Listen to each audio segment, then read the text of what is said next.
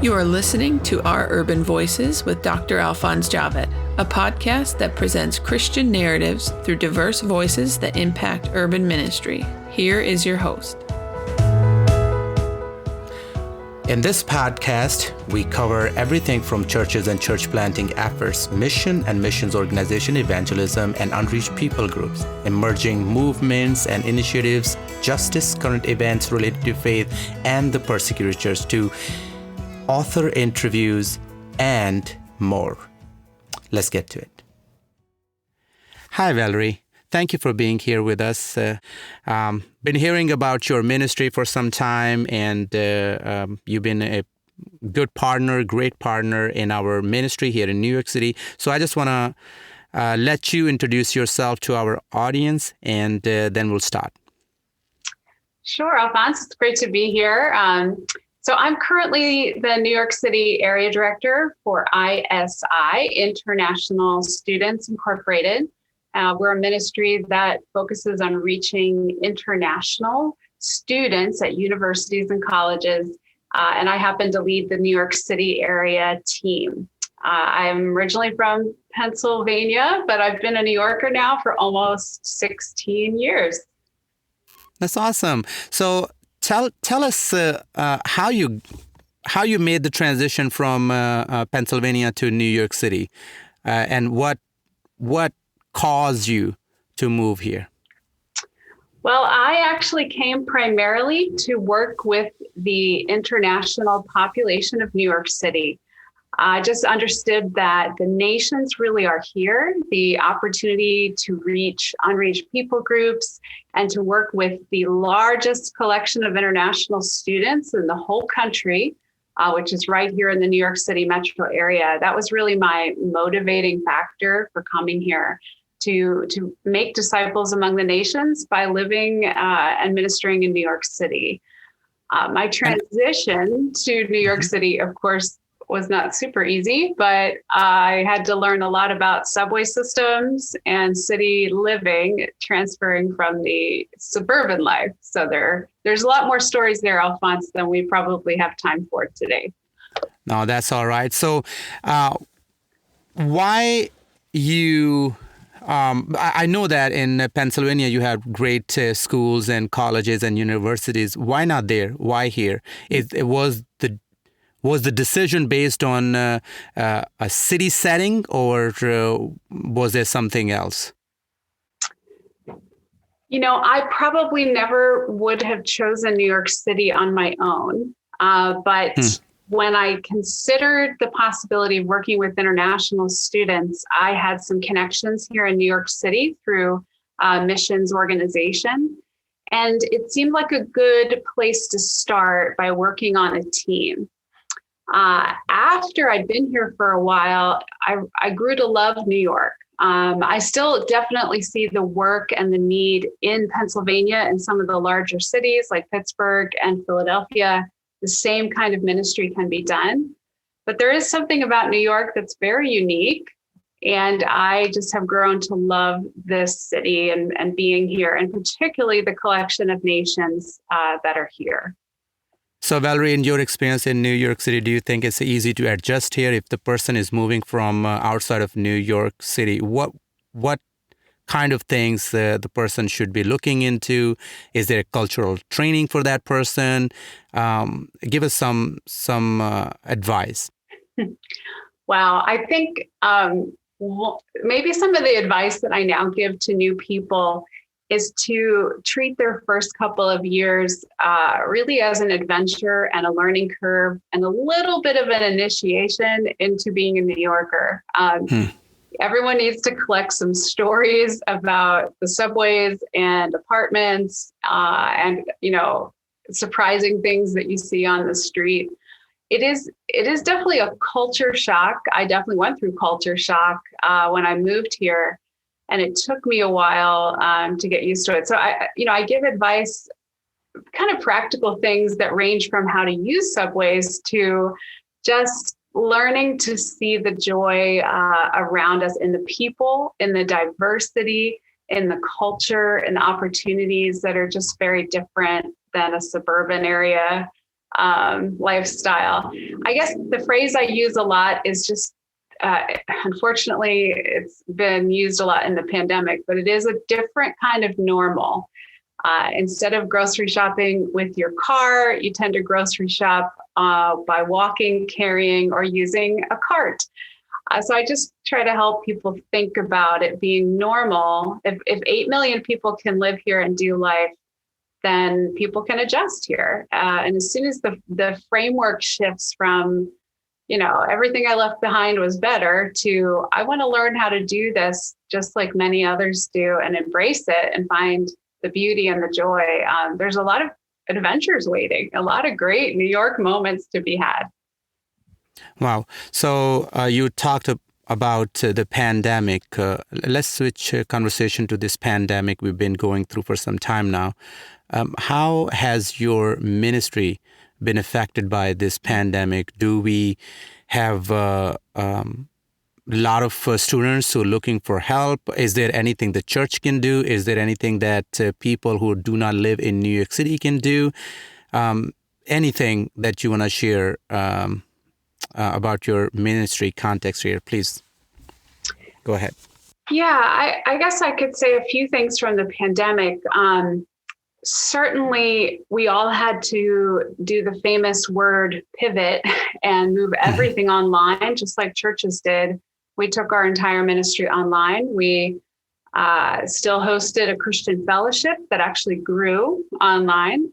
We began reaching out to new students that were coming in, and that all took place through online events and conversation opportunities.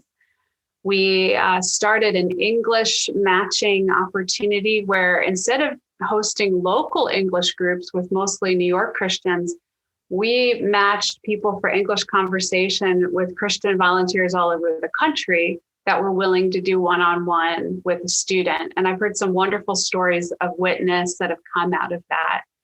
I think for some of our team, I'm thinking of one team in particular, they had a hard time connecting with new students, particularly students from a Muslim background.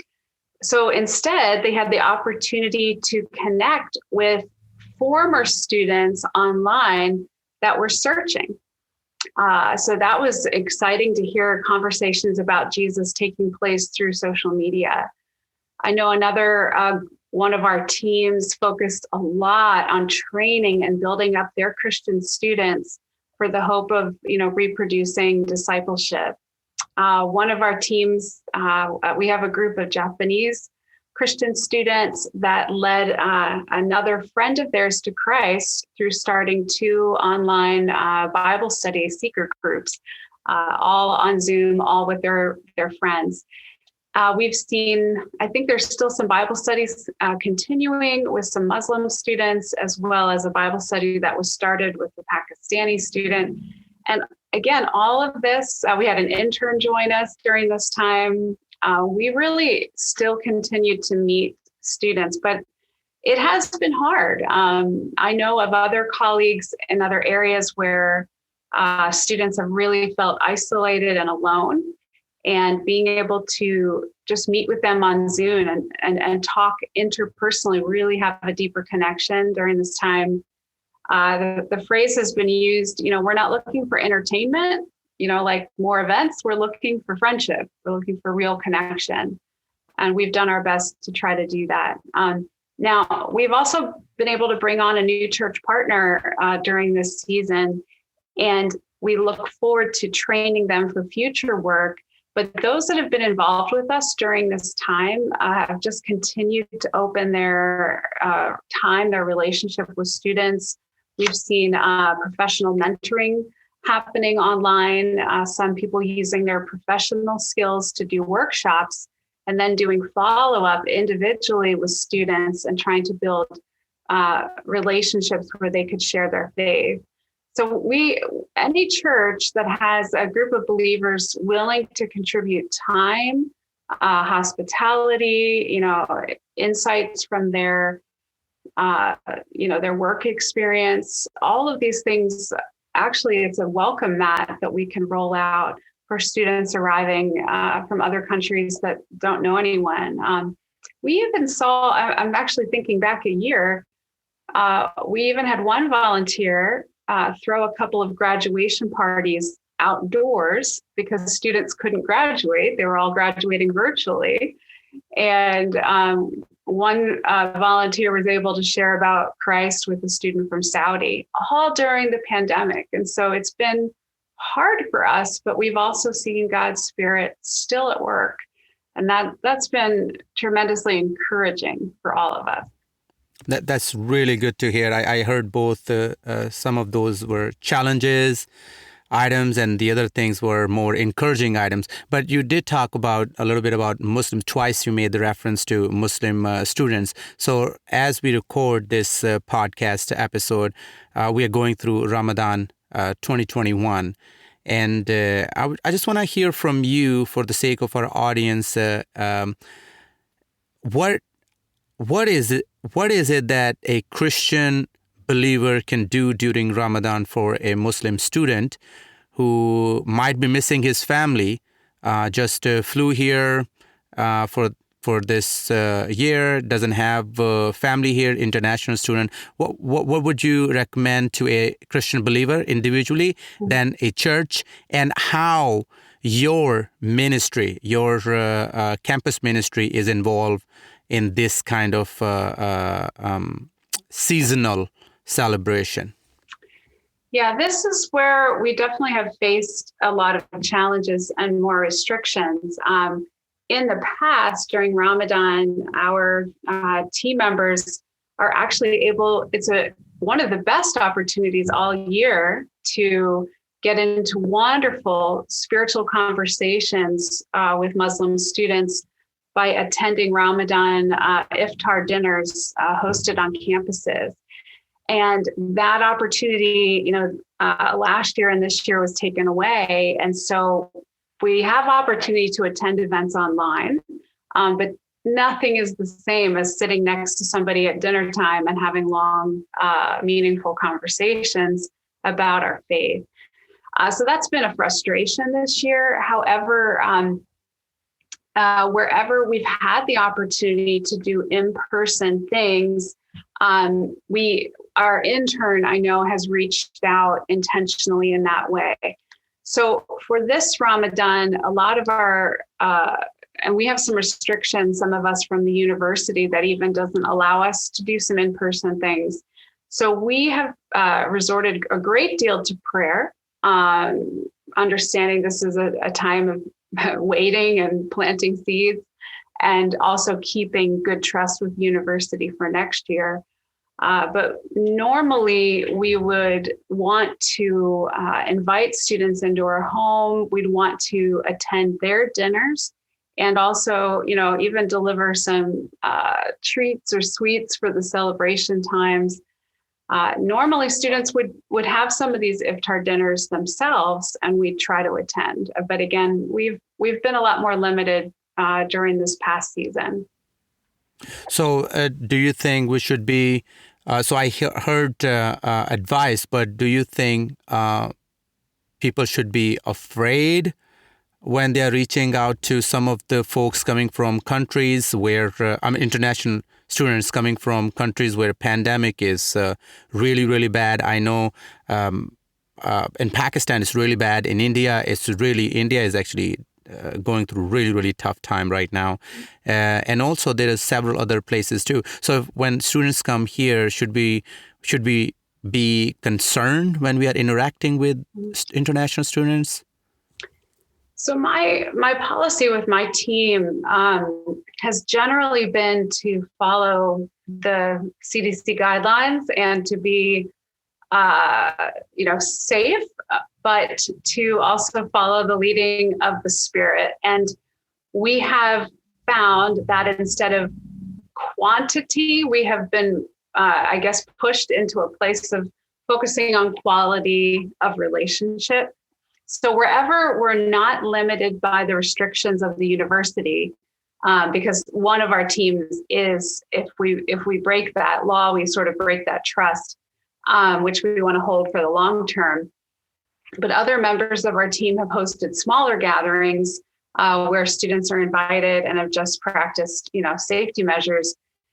I'll tell you, Alphonse, I'm a person that prefers to step out in appropriate risk to follow Christ where needs are present, and to follow kind of the examples of a lot of Christians in history that have taken appropriate risks. So I don't mean foolish risk, but if someone needs my help or someone is lonely in that sense, and it's a calculated risk that I know is worth taking, I personally would make the decision to step out, assuming that that's where God was leading me. Thank you so much. So let me switch our topic. Now that you have finished your doctorate, so congratulations, Dr. Valerie. And I just wanted to talk about your research. I know that you were very excited about this topic, and I'm going to move my mic toward so I can read a short portion from your dissertation. So on page 21, explaining why you are looking into this topic, you said, my personal interest in this topic is drawn from the observation I have made within my 15 years of service in New York City thus far. And I assume that you're planning to stick around longer. So that's great. The first observation you said is of course, that the nations are here. The second observation is that my Christian, predominantly Caucasians, many Christians predominantly Caucasians. Okay, that I was right. So Caucasians moved to New York City from Bible Belt locations with a passion to reach those from unreached people group arriving here. And then you go into the third observation, but I'm going to talk about that in a minute. But let me ask you, when you say location with a passion to reach those, Bible Belt locations with a passion to reach those from unreached people group arriving here, are you insinuating that folks do not go to those areas, Bible Belt locations? So is there a lack of international community in those colleges and universities? So that's like a very low key question. But the most importantly, I wanted to know the relevancy of this study with those who are somewhere else outside of New York City.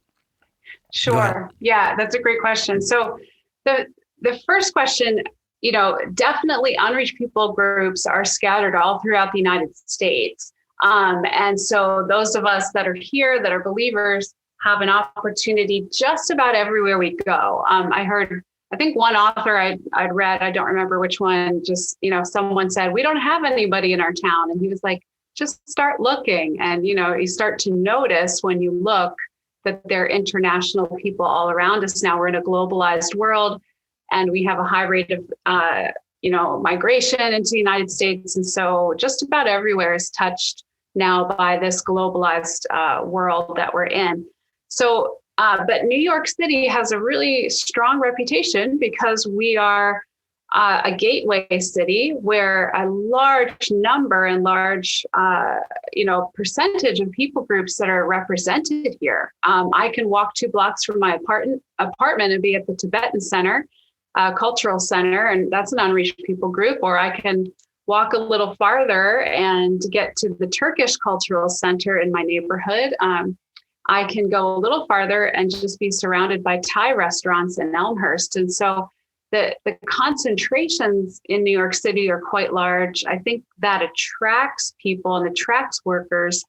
And this was where some ministries were launched, particularly to reach unreached people groups. So New York City has quite the magnetic draw, I think, both missionally and just because it's a fascinating place. So then, wonderful answer. So that means, let me start. So you are you living in Queens? That's the area we are talking about? Yes, I live in Queens. Okay, so you want to talk about how Queens is different from Manhattan or Bronx or Brooklyn, or is it especially in the context of international students' campus ministry, is it different from other boroughs? So if I'm coming to New York to work with your agency, what is the best place? Should I come to Manhattan, find an apartment here, or Queens? What do I need to do? Well, there's a couple of answers in that question. If you're coming to work with international students specifically, with us, you could live just about anywhere. Cost of living in Manhattan is pretty high. And so there's only a few campuses like Columbia. There's some affordable housing up there at Columbia University, but otherwise, students tend to commute into schools like Hunter and NYU, some of those kinds of schools from more affordable locations like Queens and Brooklyn and Jersey City or Roosevelt Island. So if someone was coming to work with us, it all depends on what school they wanted to be close to and then figuring out where students live. So all that being said, Queens, if I'm looking at this through two different lenses, just from an unreached people group status, the residents of Queens, I think Queens is the most diverse county in the nation. It might be in the world, but I haven't found proof for that yet. But, everyone is here in Queens. And then I know that international students also live in Queens. They'll live along some of the train or express lines where they can commute quickly into where their schools are. So just about everywhere in New York, you're going to find a grouping of people, I think, or of unreached people, and there's also opportunity to reach students. Again, just depends on your particular campus or people group that you're looking to reach. So the study, let's go back to your research. You said the study's aim or your research study aims to uncover insights that would bridge the gap you describe in your document, which is basically people are here. They do not, New Yorkers do not know that there are unreached people here right in their own neighborhoods. And two of the things I already mentioned. And the fourth one observation was that that despite many mobilization efforts, there remains a gap between groups who move to New York City to engage in this task and the missional culture and ideation. Is that correct? Yeah. Okay. No, ideation. What is ideation, by the way? Yeah, just what the idea of missions is. Okay. Ideation of. Yep, got it. Ideation of those who are truly local to this community. And I'm assuming those who were born here, who've been living here for some time. So then you go into this, your aim of your study is to uncover insights that would bridge the gap and the gospel, the missional culture of New York City believers forward, specifically among unreached people group. So now help me. So I gave some context for our audience. So help us. What is this study? What did you really study? And what was your, help us to understand some of the findings and how it's going to fill that gap or bridge that gap. Sure. So the most simple way to explain it is to say that, I, for example, grew up in a majority culture church in the suburbs that was very missions minded. And I benefited from a lot of missions awareness and missions materials that taught me about things like, unreached people groups or other aspects of missions. So I could define for you global missions and some of the priorities and the needs. What I found here when I started going to church in Queens, where I'm a minority in that community and in my church, and then I looked for missions material, mobilization material, like a class or videos that would help my own community understand missions and see themselves involved in it. And when I looked at missions mobilization materials, I realized that even though, we're in an age of where, nations all around the world are sending missionaries. It's not just what they call the West to the rest anymore. And I just realized there really wasn't material that showed that. So the principles might be the same, but the history, for example, is only Western church history, or the people in the video or the backdrop pretty much looks like your standard Caucasian suburban church people. And again, in the context, nothing wrong with that. But in my context, how could I show to my, Latino community how they could reach out to Muslims? How could I raise awareness among the Filipino community in my church or the Asian American community to understand their strong bicultural ability that's there naturally? So I just found that there was a gap, and I'd like to help, produce something that would bridge that gap. So I wanted to show how there was also some proximity of story. Like I talked with a pastor at an urban multicultural church in Brooklyn, and he was speaking about how the stories of struggle that his church members had gone through whenever they did an overseas, short-term trip, and they shared their testimony, there was such a stronger connection with the local people and what they struggle with than what might come out of someone with a very comfortable lifestyle. So there's a lot to say there, but let me just kind of boil it down. The results of my study really showed that our overseas born participants in my study really were excited about the missions material, especially the Filipinos. The Filipinos were the most excited about the missions material and the most eager to see it integrated into the church. I found that most people had never, ever before heard about unreached people groups.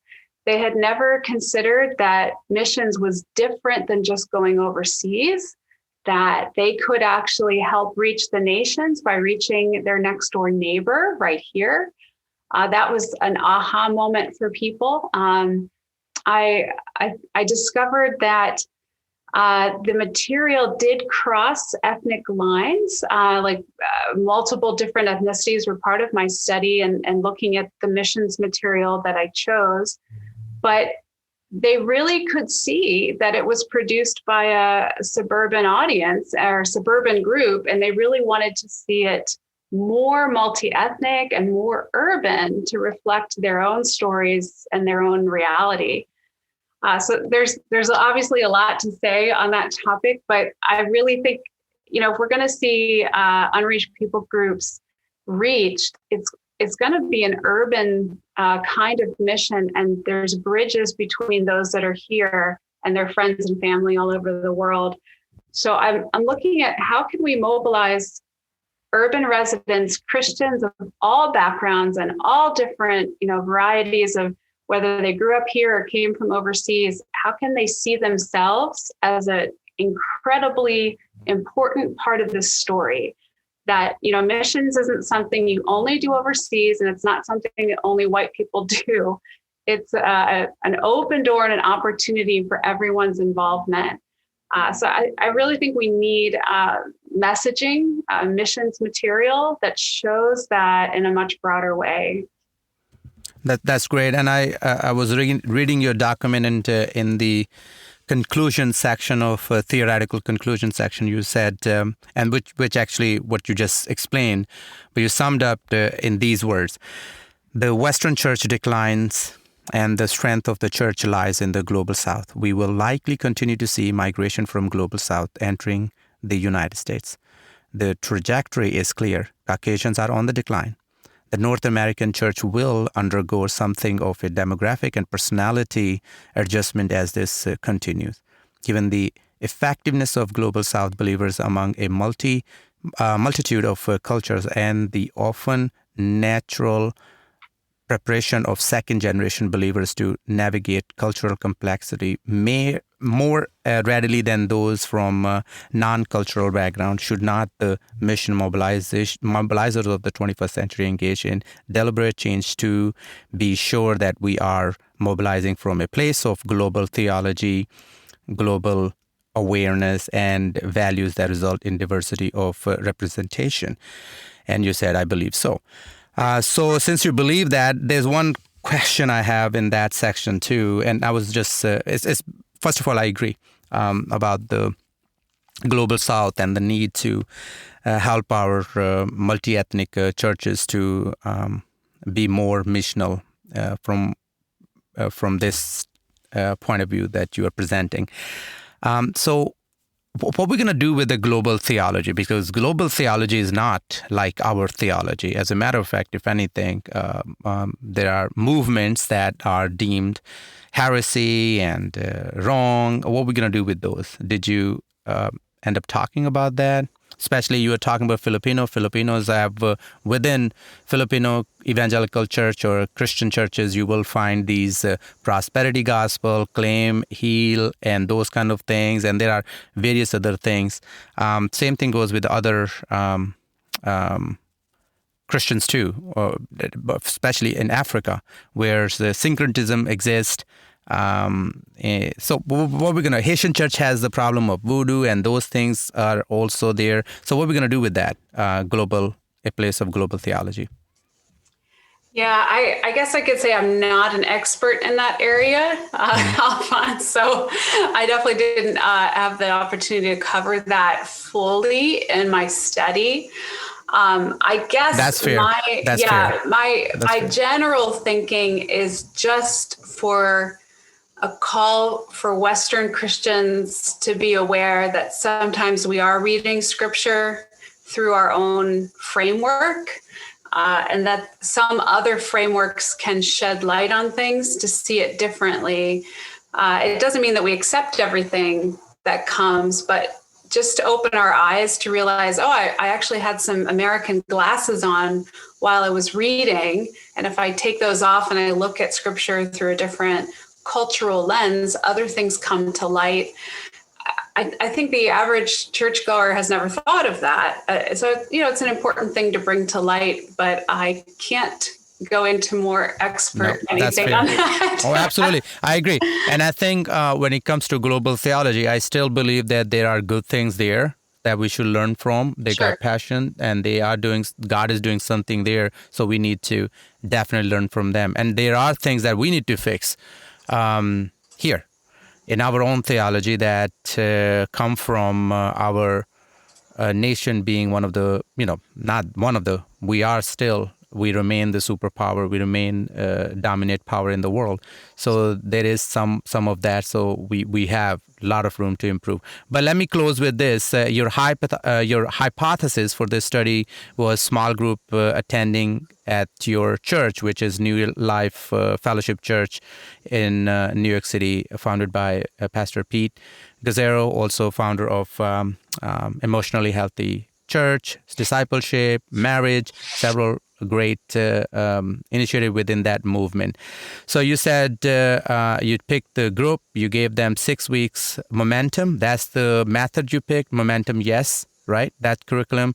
And you said in their small group will increase in awareness of identity, in concern for, and participation in God's global mission. So in 1 or 2 sentences, just tell me, after the studies, when you implemented that 6-week curriculum, did you find improvement in those areas? Yes, I did. So overall, MomentumYes.com, which is, as you mentioned, a 6-week small group video discussion curriculum on global missions.